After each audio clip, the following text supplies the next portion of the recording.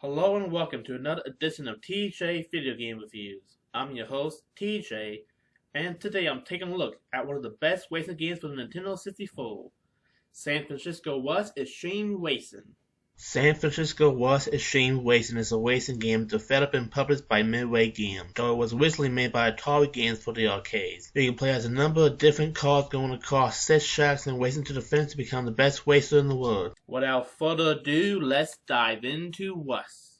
Let's start off with the gameplay. You'll be accelerating with the A button and steering with the control stick. You can have up to 7 other cars in a single race and have to do your best to get to first place.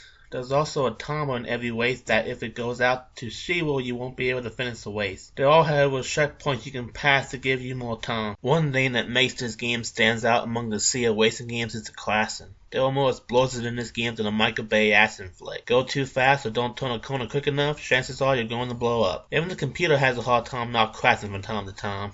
I'm definitely no Haruka when it comes to racing. Not even a Mina. I'm more of a Yasagi.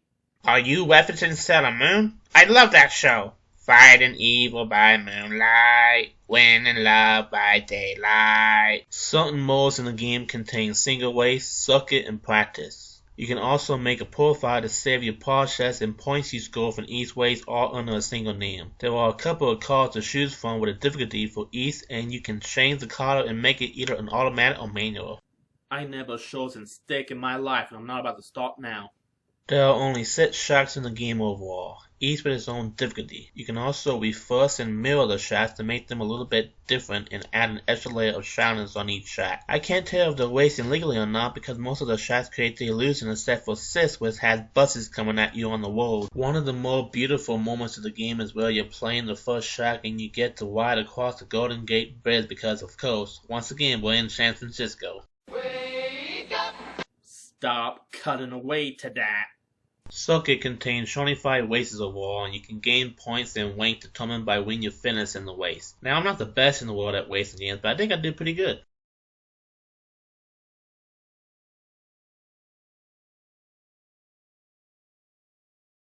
Oh, not.